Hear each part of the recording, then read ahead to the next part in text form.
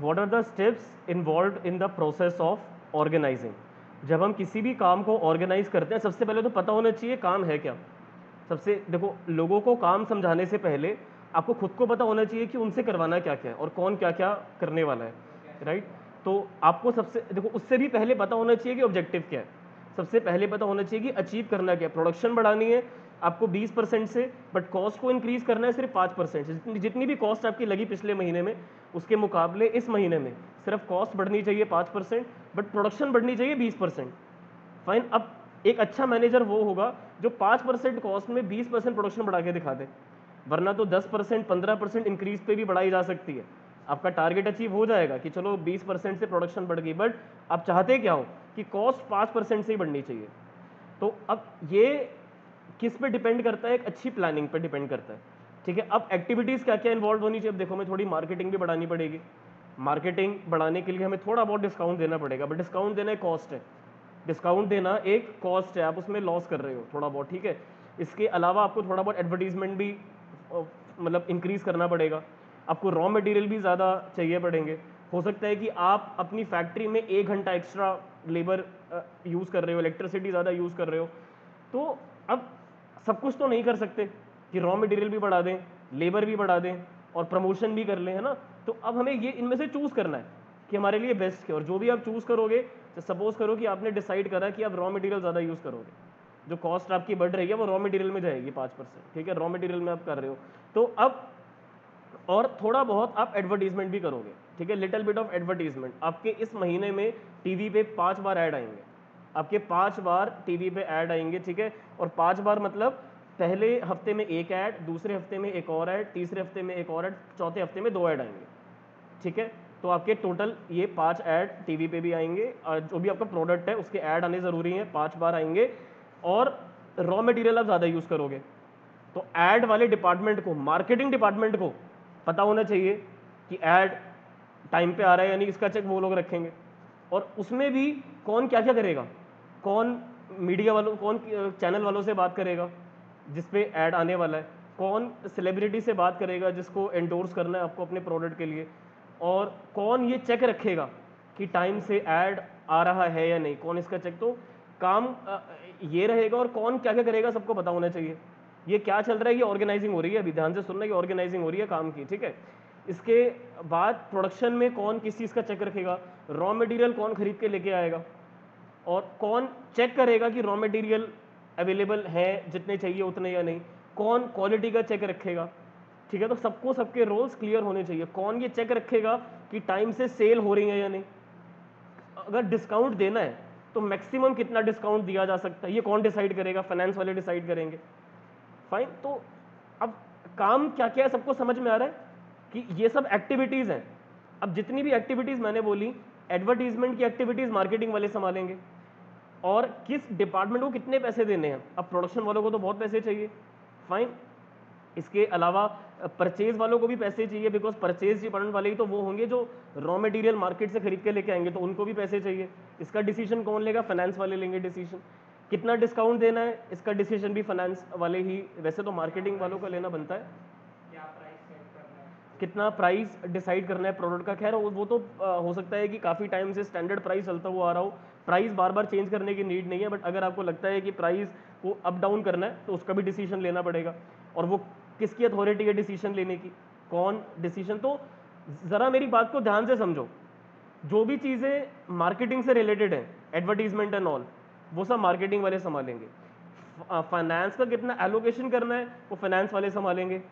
Sales पे कैसे check रखना है, वो सेल्स डिपार्टमेंट मॉनिटर करेगा। हमारे पास हर एक काम करने के लिए प्रॉपर स्टाफ अवेलेबल है या नहीं, वो एचआर डिपार्टमेंट इंश्योर करेगा। बट पहले तो डिपार्टमेंट के अपने लोग बताएंगे ना, जैसे कि सेल्स वाले जाके उनको बताएंगे कि हमारे पास थोड़ा अंडर स्टाफ है, हमें 2 असिस्टेंट्स की ज़रूरत है। तो एचआर मैनेजर की रिस्पॉन्सिबिलिटी होगी कि वो रिक्रूटमेंट शुरू करे, इन्विटेशन को एक्सेप्ट करे कि कौन लोग एलिजिबल हैं उस पोजीशन के लिए। फाइन। अब देखो, डिपेंड करता है हर एक ऑर्गेनाइजेशन में कितने कितने डिपार्टमेंट्स हैं, है ना। कुछ मतलब ऑर्गेनाइजेशन ऐसी होती हैं जहाँ पे प्रोडक्शन परचेज वो कंबाइंड कर देते हैं। जो प्रोडक्शन वाले होते हैं उनके असिस्टेंट्स ही मार्केट से जाके सामान लेके आते रहते हैं। तो हर एक कंपनी का स्ट्रक्चर अलग होता है, हर एक कंपनी का ऑर्गेनाइजेशन का जो स्ट्रक्चर होता है वो अलग होता है। वो तो अपनी मर्जी है ना यार, जैसा उनको डिजाइन करना है स्ट्रक्चर, जो जो पोजीशन रखनी है वो उनकी मर्जी है। बट एक बात जरा ध्यान से सुनो, अगर कल को अपनी कंपनी शुरू करोगे तो जो भी पोजीशन रखोगे उसमें बताओगे ना कि इस पोजीशन का पर्सन क्या करेगा। जो भी पोजीशन पे आप किसी पर्सन को जॉब दे रहे हो, उसको ब्लाइंडली जॉब दे दोगे या उसको पहले समझाओगे उसका काम क्या है।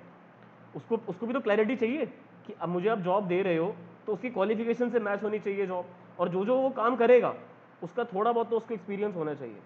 ठीक है, अब अगर एक्सपीरियंस नहीं होल्ड करता तो उसकी ट्रेनिंग थोड़ी ज़्यादा आपको देनी पड़ेगी। अब सर मैं इनएक्सपीरियंस पर्सन को हायर क्यों करूँगा, क्योंकि उसके पास बाकी सारी स्किल्स बहुत अच्छी हैं, उसके पास क्वालिफिकेशन बहुत अच्छी है, उसका वे ऑफ कम्युनिकेशन बहुत अच्छा है और उसका इंटरेस्ट बहुत ज़्यादा है फील्ड में, तो आप ऐसे पर्सन को सिलेक्ट कर लोगे। With just minimum amount of training he can create wonders for your organisation, right. तो what I am trying to tell you over here is that you should know who has to do what, in short किसको क्या करना है, क्योंकि वरना एक person दो दो काम करने लग जाएगा। जिसका काम है वो उसको करना चाहिए, तो काम डिवाइडेड होना चाहिए। आपको प्रिंसिपल याद होगा, हेनरी फेउल जी ने दिया था पहला प्रिंसिपल, डिवीजन ऑफ वर्क। वो इस चैप्टर से बहुत ज़्यादा लिंक्ड है कि काम को डिवाइड करके रखो, एक पर्सन को बर्डन मत करो कि आपको सब कुछ करना है, अब काम डिवाइड करके रखो। तो पहला स्टेप यही है, identification and division of work. काम करना क्या क्या है, जिसका काम एडवर्टीजमेंट का है वो एडवर्टीजमेंट देखो, जिसका काम फाइनेंस का है वो फाइनेंस देखो, जिसका काम सेल्स का है वो सेल्स देखो, जिसका काम परचेज का है वो परचेज करो रॉ मटेरियल, जिसका काम प्रोड्यूस करने का है वो प्रोड्यूस करो।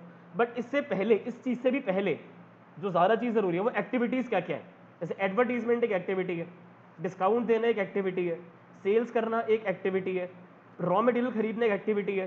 तो ये अब चारों एक्टिविटीज़ अलग अलग हैं। अब चारों एक्टिविटीज़ एक डिपार्टमेंट में तो होने से रही, सबका मैनेजमेंट अलग अलग जगह होगा। तो पहला स्टेप ये होता है कि आप आइडेंटिफाई करो और डिवाइड करो काम है क्या क्या, जो प्लान के अकॉर्डिंग है। जो आपका प्लान है 20% से आपको प्रोडक्शन बढ़ानी है 5% कॉस्ट के इंक्रीमेंट पे, तो ये आपका ऑब्जेक्टिव है। तो काम को डिवाइड करना है मैनेजेबल एक्टिविटीज में। सबको पता होना चाहिए कि हमारा काम एडवर्टीजमेंट का, इनका काम फाइनेंस का, इनका काम सेल्स का है, ताकि कोई एक पर्सन या एक डिपार्टमेंट डबल काम ना कर दे। वरना कल को क्या हो जाएगा, प्रोडक्शन वाले भी रॉ मटेरियल लेके आ गए, परचेज वाले भी रॉ मटेरियल लेके आ गए, दोनों ने बिल दिखा दिया फाइनेंस डिपार्टमेंट वालों को कि देखो हम अब हमें से रीइंबर्समेंट दे दो, पैसे रिटर्न कर दो। तो ये नहीं होना चाहिए ना, इसमें टाइम भी वेस्ट हुआ, पैसे भी वेस्ट हुए, और आपका मतलब वो टाइम आपका बहुत और जगह जा सकता था बेटर वे में। तो पता होना चाहिए कौन खरीदेगा। फिर परचेज डिपार्टमेंट किस लिए बनाया हुआ है आपने, जब प्रोडक्शन वाले जा रहे हैं मार्केट में, राइट। तो इसीलिए क्लियर होना चाहिए किसका क्या काम है इन शॉर्ट, ठीक है। तो ये अवॉइड करा जा सकता है जब सारा काम शेयर करा जाएगा एम्प्लॉयज़ में कि किसको क्या क्या करना है।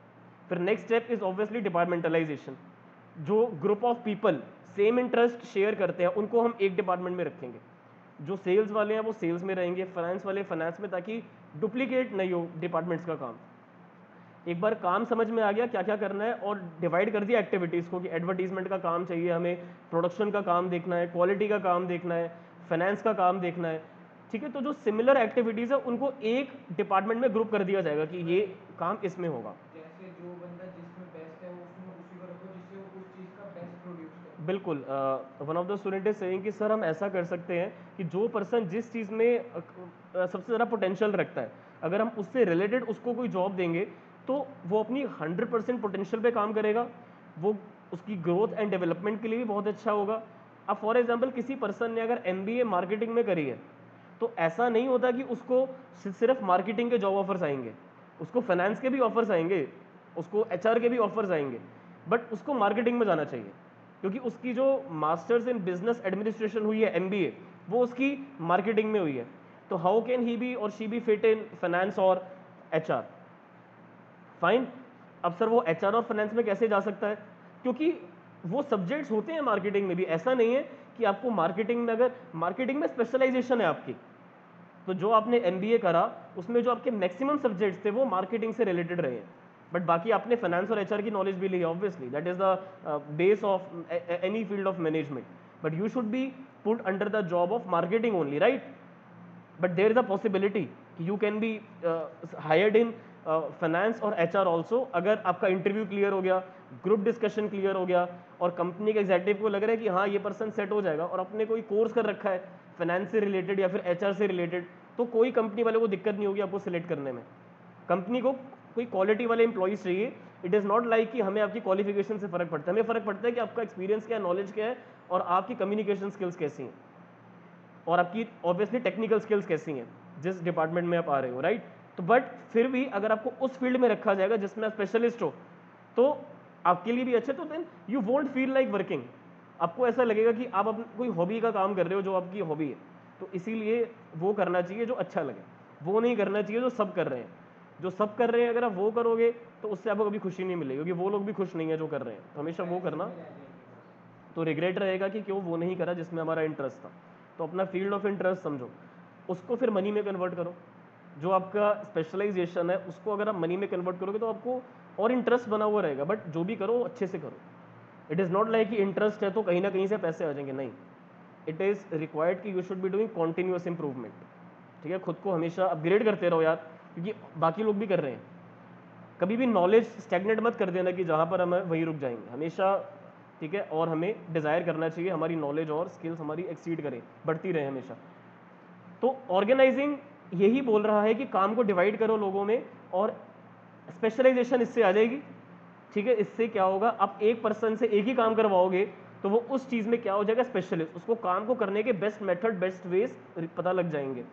तो जब ग्रुप करा जा रहा है, मार्केटिंग वालों को मार्केटिंग में रखा जा रहा है, फाइनेंस वालों को फाइनेंस में रखा जा रहा है, तो this is known as departmentalization. Departments create करे जाते हैं बहुत बेसिस पे यार। जैसे मार्केटिंग का, फाइनेंस का अलग डिपार्टमेंट हो गया। अब ऐसे ही जो कंपनीज थोड़े हाई स्केल पे ऑपरेट करती हैं, मान लो दिल्ली में एक मतलब एडिडास के जो शोरूम्स हैं वो नॉर्थ दिल्ली में भी हैं, साउथ में भी हैं, वेस्ट में भी हैं, ईस्ट में भी हैं, राइट।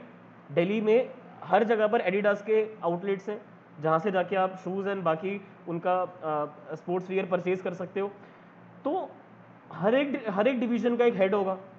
हर एक डिवीजन में सेल्स एग्जीक्यूटिव्स अलग अलग होंगे, कैशियर्स अलग अलग होंगे, राइट, और मैनेजर अलग अलग होंगे, ब्रांच मैनेजर, राइट। तो डिपार्टमेंट्स बनाए जाते हैं। ठीक है, टेरिटरी के बेसिस पे हो सकता है, प्रोडक्ट के बेसिस पे हो सकता है कि एक कंपनी ऐसी है जो अप्लायंसेस भी बनाती है, क्लोथ्स भी बनाती है, कॉस्मेटिक्स भी बनाती है।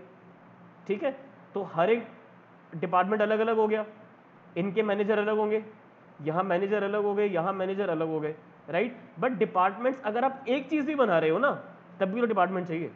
अगर आप कॉस्मेटिक एक अकेली इकलौती चीज़ बना रहे हो तब भी डिपार्टमेंट चाहिए। जब आप मल्टीपल चीज़ें बना रहे हो तब भी आपको डिपार्टमेंट्स चाहिए। तो कंप्लीट सेपरेशन हो गया डिपार्टमेंट्स का। बट अगर आप एक ही चीज़ बना रहे हो तो उस आपको स्पेशलाइजेशन करनी पड़ेगी हर एक डिपार्टमेंट वालों की। अगर आप कोई एक चीज़ बना रहे हो तो हर एक डिपार्टमेंट एक्सपर्ट होना चाहिए।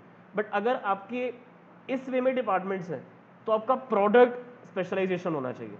कॉस्मेटिक्स आपके परफेक्ट होने चाहिए, आपका क्लोथ्स परफेक्ट होना चाहिए, अप्लायंस। तो आपको जब आप मल्टीपल प्रोडक्ट्स बनाते हो तो जो आपकी स्पेशलाइजेशन की अप्रोच होती है वो प्रोडक्ट से रिलेटेड हो जाती है कि यार हम जो भी बना रहे हैं वो अच्छा होना चाहिए ताकि लोग खरीदें। हम ये नहीं देखते कि मैनेजर कौन है, क्या कर रहा है, हमें मतलब है कि हर एक प्रोडक्ट हमारा आउटशाइन करे मार्केट में। बट अगर हम एक ही चीज़ बना रहे हैं तो हमारा फोकस होगा कि हर एक डिपार्टमेंट हमारा बेस्ट हो, sales, marketing, finance, HR best हो, तो ऑटोमेटिकली प्रोडक्ट अच्छा बनेगा। बट ओवरऑल अगर हम ऐसे देखें तो प्रोडक्ट पे हमारा फोकस रहेगा।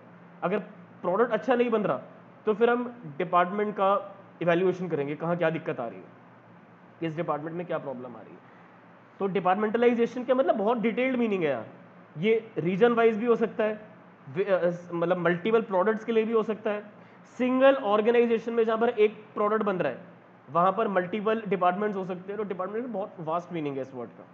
ठीक है, मैंने एक जो एग्जांपल लिया है उसमें ज़्यादा कंफ्यूज होने की ज़रूरत नहीं है। आप इसको कैसे समझो, आप इसको ऐसे समझो कि डिपार्टमेंट्स फाइनेंस के, सेल्स के, मार्केटिंग के, और कंपनी में एक ही प्रोडक्ट बन रहा है। अब क्लियर है, एक प्रोडक्ट और उसमें कंपनी में बहुत सारे डिपार्टमेंट्स हैं उस एक सिंगल प्रोडक्ट को बनाने के लिए। फिर असाइनमेंट ऑफ ड्यूटीज़, कौन क्या क्या करेगा पता होना चाहिए ना, किसकी क्या क्या रिस्पॉन्सिबिलिटी है। तो डिफाइन करना ज़रूरी है डिफरेंट जॉब पोजीशंस को, उसके अकॉर्डिंग काम को एलोकेट करा जाता है अलग अलग एम्प्लॉयज़ में।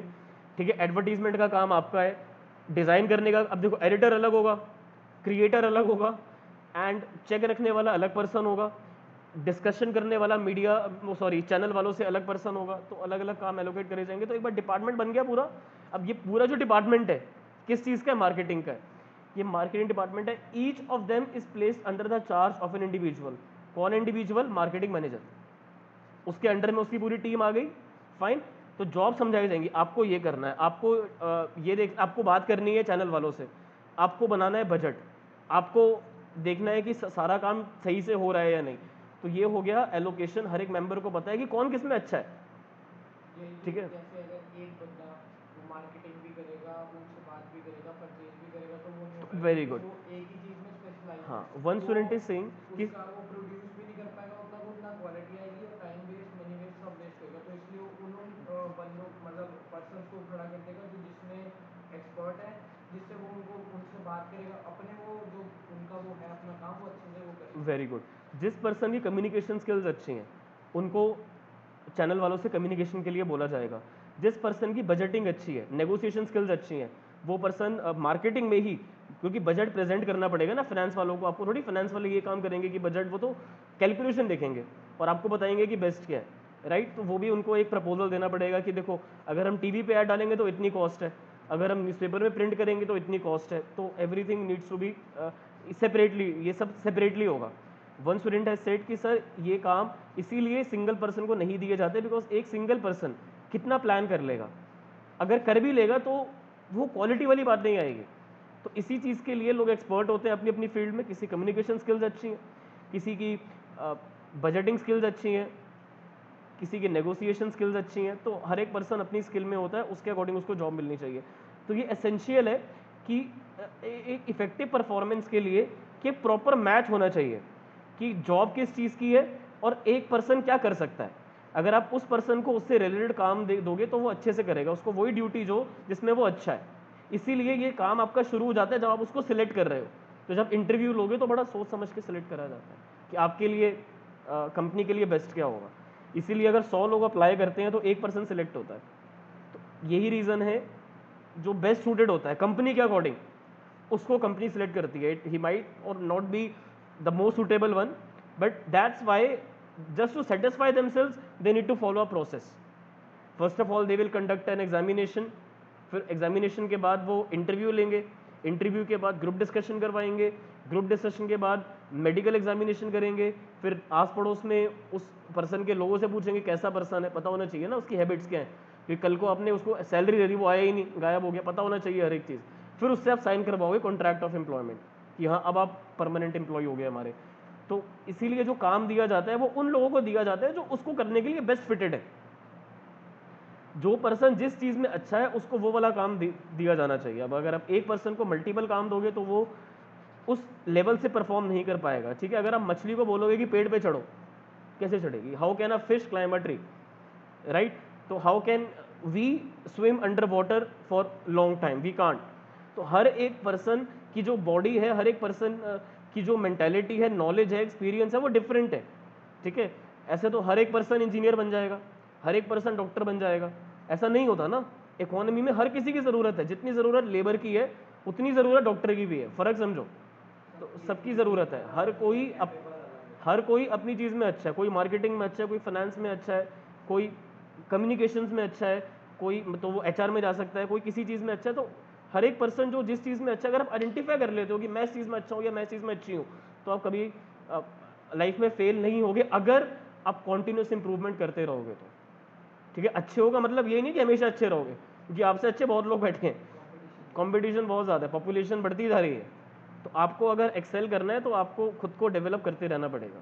फाइन, तो हम थोड़ा सा ऑफ टॉपिक जा रहे हैं, बट कहने का मतलब क्रक्स यही है कि उन लोगों को हायर करो जो जॉब के लिए बेस्ट फिटेड है। तो तब से ही इस चीज़ का ध्यान रखना है, क्योंकि बाद में तो आप जॉब से नहीं निकाल सकते ना कि अच्छा आपको तो चीज़ आती ही नहीं है, हमने गलती कर दी आपको हायर करके। हमने तो आपको डिज़ाइनिंग के लिए रखा था, हम चाहते थे कि आप ग्राफिक डिज़ाइनिंग का काम करो, और हम चाहते थे कि हमारा डिज़ाइनर कोरल ड्रॉ पे डिज़ाइनिंग करे, बट उस पर्सन को हो सकता है कोई और सॉफ्टवेयर आता है, इनोवेटर या कोई और सॉफ्टवेयर आता है।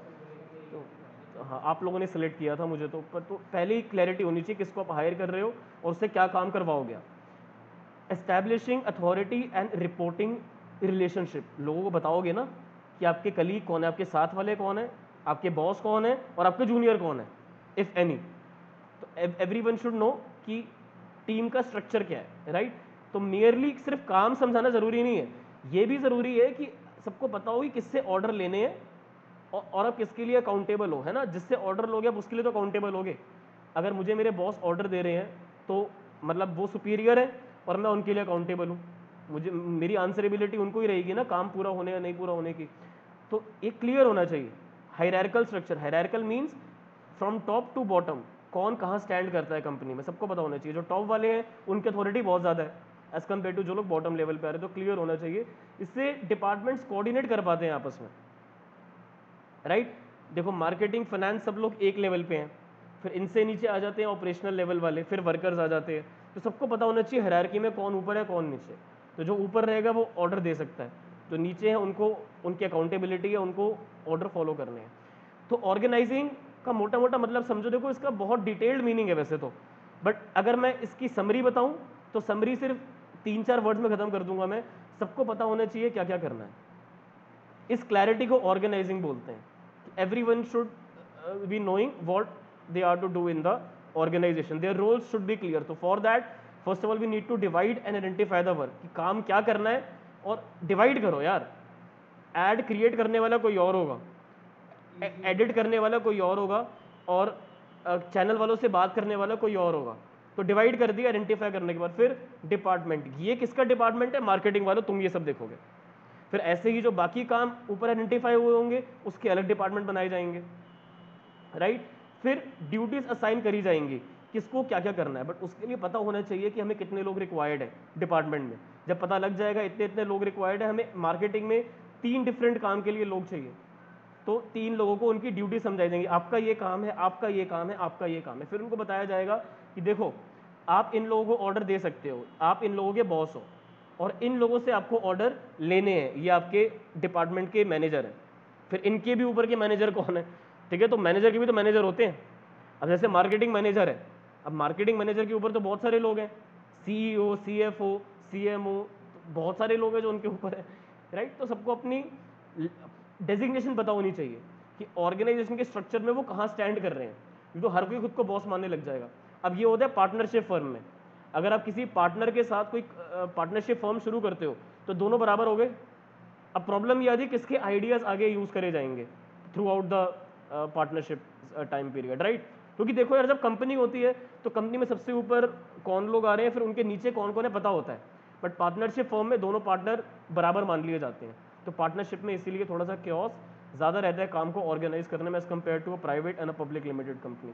तो I believe the steps in organising process are clear to everyone. Now there is a way to remember them. The way is idea. पहले आइडेंटिफाई करो एक्टिविटीज को, let me write it in a clear hand writing, clear नहीं होगा। Idea, I stands for identification, D stands for departmentalisation. अब E और ए ना थोड़ा सा उल्टा करना है, आइडिया की स्पेलिंग में ए पहले आ जाएगा, ई बाद में आएगा, बस ये चेंज कर देना, ठीक है। बस स्पेलिंग आइडिया वाली ही याद रखना, बस ए और ई उल्टा कर देना। फिर assignment of duties and establishing authority responsibility relationship. तो इससे अब इनके स्टेप्स को याद कर सकते। Stop the recording for the steps in organizing now.